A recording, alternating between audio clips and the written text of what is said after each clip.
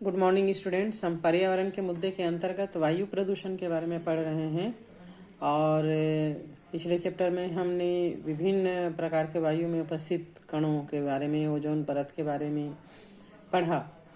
आज हम इसी क्रम में आगे बढ़ते हैं और देखते हैं प्राकृतिक वायु प्रदूषक, नेचुरल एयर पॉल्यूटेंट। ज्वालामुखी से निकलने वाली जहरीली गैसें, ज्वालामुखी जैसे प्राकृतिक होता है और बीच बीच में भूगर्भ की गर्मी के कारण जो है वो ज्वालामुखी फटते रहता है, तो उससे जो पृथ्वी के अंदर विभिन्न प्रकार की जहरीली गैसें हैं वो बाहर निकलती हैं, है ना। इसके अलावा जो फूलों में, कई प्रकार के फूलों के जो परागकण होते हैं ये वायु को प्रदूषित कर देते हैं। वायुमंडल में उड़ने वाले जो बीजाणु होते हैं, पौधों के सूक्ष्म बीजाणु, ये जो है वो वायुमंडल को प्रदूषित करते हैं। धूल के कण, ये सभी प्राकृतिक रूप से निष्कासित होने वाले वायु प्रदूषक है जो वायु को प्रदूषण करते हैं। पश्चिमी मध्य अफ्रीका में अवस्थित कैमरून में अगस्त 1986 में ज्वालामुखी से निकली जहरीली गैस से हजारों लोगों की जान चली गई थी।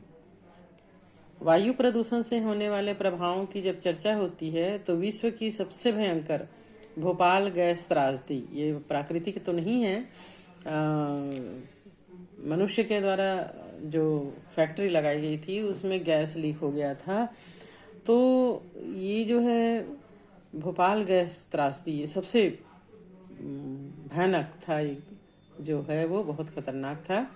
3 दिसंबर 1984 की मध्य रात्रि को भोपाल स्थित मिथाइल आइसोसाइनेट से संबंधित जो कीटनाशक बनाने वाली यूनियन कार्बाइड कंपनी है, उसके कारखाने के एक संयंत्र में दुर्घटना हो गया था और पाइपलाइन जो है वो फट गया था, जिसके कारण जहरीली गैसों का रिसाव हुआ था। इसके चलते 2000 से अधिक लोगों की सोते सोते ही मृत्यु हो गई थी और बहुत से लोग असाध्य बीमारियों के शिकार हो गए थे जो अभी तक पूरी तरह ठीक नहीं हो पाए हैं। हजारों लोग अपनी आंखों से हाथ धो बैठे और श्वास रोग जो है उससे पीड़ित हो गए। इस दुर्घटना में निकलने वाली जो मुख्य गैस है फास्जिन और मिथाइल आइसोसाइनेट, याद रखना, फास्जिन और मिथाइल आइसोसाइनेट इस दुर्घटना से निकला था, जिसने पूरे भोपाल शहर को दुर्घटनाग्रस्त कर दिया था और पूरे देश को स्तब्ध कर दिया था। तो अब हम पढ़ते हैं वायु प्रदूषण पर नियंत्रण किस प्रकार किया जाए, कंट्रोल ऑफ एयर पॉल्यूशन। वायु प्रदूषण को नियंत्रित करने की जो विधियां हैं उसको 2 भागों में हम बांट सकते हैं। एक तो पहला स्रोत पर नियंत्रण, जो स्रोत है वायु को प्रदूषित करने वाले उस स्रोत को ही हम नियंत्रित करें, और दूसरा जो है वो कॉमन कंट्रोल, सामान्य नियंत्रण, कॉमन रूप से जो वायु को प्रदूषित करने वाले कारक हैं उनको हम नियंत्रित करें। तो सबसे पहले हम पढ़ते हैं स्रोत पर नियंत्रण। इसमें हानिकारक गैसों से प्रदूषकों को अलग करना, जैसे इसके अंतर्गत जो अपनाई जाने वाली विधियां हैं वो प्रदूषक के कण के माप पर निर्भर करता है।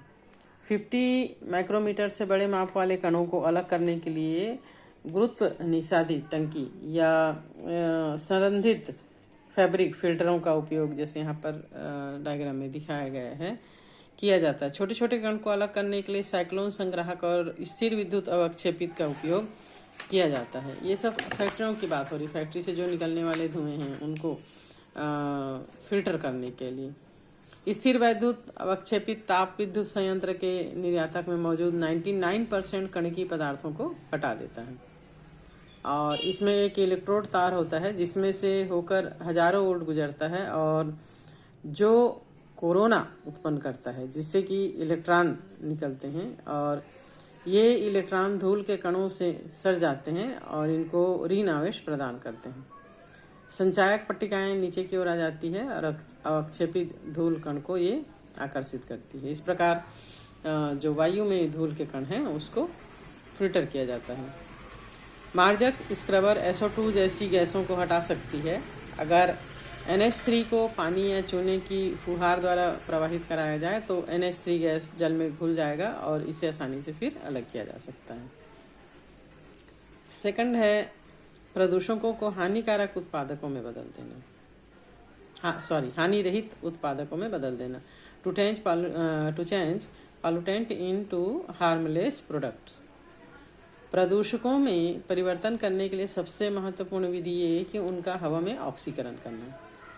जैसे मोटर वाहन से निकलने वाला जो हाइड्रोकार्बन और अन्य गैस है, इसको कैटालिटिक कन्वर्टर के द्वारा प्रवाहित कराया जाए तो इन गैसों का पूर्ण दहन हो जाता है और सरल कार्बनिक गैसें उत्सर्जित होती है, जो हाइड्रोकार्बन की तुलना में कम हानिकारक होता है।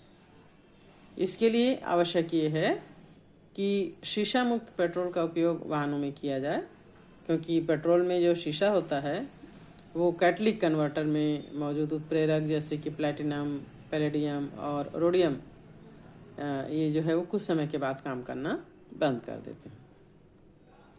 तो इस प्रकार वायु को प्रदूषण से जो आपका स्रोत है वहीं पर उसको नियंत्रित किया जा सकता है।